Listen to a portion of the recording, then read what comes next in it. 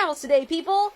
Hello, it's Jimmy Berry. I'm drawing 3 drawings. The first things first, we are drawing the love goddess in her spring outfit, like what she wears for spring. We got the star goddess, and we're doing her makeup with her head portrait.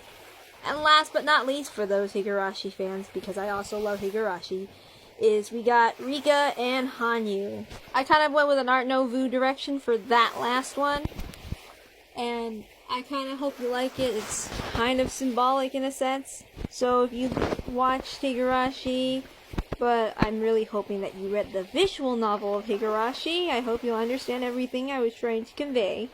Now, I drew this like a year ago. I don't actually love the spring goddess's pose. She looks very stiff, unfortunately. I drew this on my phone on Ibis Paint, so yeah, she looks really freaking stiff. I hate it. Ugh, and what the hell did I do to her torso? Gosh, don't even get me started. Anyway, you want to know the original views that I got on this video when I posted it on the Red Button Play website that's owned by Google? 3 views. Yeah. Plus, it's like really boring, so I barely get engagement, so yeah. I mean, maybe it's like her weird rib cage, I guess, but I mean, there are other things you could compliment, I guess. Oh, I mean, don't get me started on her dress and the hips. They look so stiff and rectangular. They look like they aren't 3D. It's just like a straight up rectangle. Like, I guess that's some criticisms I could make. Like, I don't do well drawing digitally. And here's the issue. When I did this, you could tell, like, I started with a red line to... The problem is, I can't make my anatomy correlate well on a digital space. The best way that I draw anatomy is, like, I draw it out through paper. Anybody have that problem where you can't freaking draw digitally? Like, it's freaking possible. Like, for me personally, I just can't make it translate. I think here, I was also having an issue trying to blend out her skin, because I was blending too much, because, well, I'm drawing on Ibis Paint, so yeah. So, you can see that I'm, like, trying to get all the shadows down correctly. I don't think I was doing well, folks. And yeah, I am aware this video is mostly static. You're just gonna have to deal with that. What else do I want to say? Gosh, there's not really much I like about this drawing because I did this through digital. I would have done it better if I just did it through pencil and paper, but yeah. Like, I'm really lazy when I have to scan things and all that stuff, so I guess I'll have to redraw it again someday. Alright, so now right here we're just working on the Star Goddess's makeup. Now, if you don't know anything, I love Chinese stuff, especially ancient Chinese makeup stuff. You see here, those eyebrows are actually based off of that.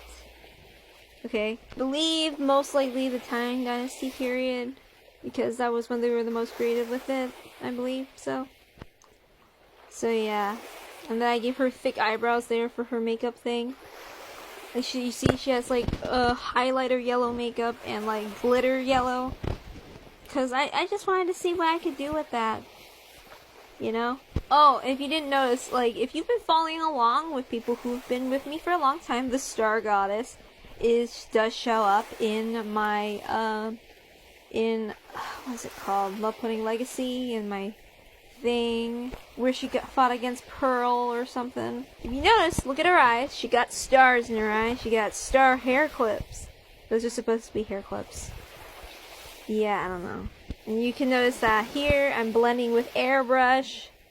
There is a point where I stopped blending with airbrush, okay, or when I tried making shadows with airbrush. There was a time I stopped. I'm not going back to airbrush again. Trust me, airbrush is just a shortcut to make it look like you kind of know what you're doing. When really, it's probably better to cell shade, because, like, you are forced to make a deliberate decision of whether or not, like, the forms on the body are there or not, okay? So here you see I made her face all glittery and sparkly. This is based off, like, the Tang Dynasty makeup. It may or may not work, but that's the point. I'm just playing with the color to see with whatever, you know? So I believe last but not least, or whatever, I start to work on, well, my favorite. This is something I worked on in college, so this is a lot more older than the rest of these drawings. Probably by 3 or 4 years, I think, or 2 or 3 years. So, this is a drawing of Rika and Hanyu. Now, what Rika's holding is juice. Now, if you were to know what I would... Now, if you know anything about Higurashi, you would know that I am honest! Yes, I'm not lying. That's juice. Seriously though, if you really want to get on my good side, read the visual novel. You don't have to read the original Higurashi visual novel. I'd say read Kai. Higurashi Kai. Like, peak Higurashi is reading Sumi Horoboshi Hen, or like, or Meikashi Hen. Actually, no, Higurashi Kai is just peak Higurashi. That is when Higurashi is at its best. I mean, either that, read the manga, you can go through the manga really fast. That's just catch up on dice. Okay, so if you look at Hanyu's hair, you'll notice that I'll also put in white dots. That's the cotton. Her hair is acting like the stream and the cotton drifting. I can tell you this because it's not really a spoiler, because it's always elaborated on. Now, if you know what that thing is in the background, that yellow thing, well, you know what it is if you've watched Go Sotsu, and all these little crystals at the back if you've been following Higurashi for a long time, or if you're an Umineko fan. But I don't really like the anime for various reasons. The tone is all over the place, for one. There's too much of a hyper-focus on the act of causing not nice things on others. Higurashi is ultimately a story of overcoming impossible obstacles, and to trust in others even when it's really hard. And, well, there's other themes too. Okay, bye. Video.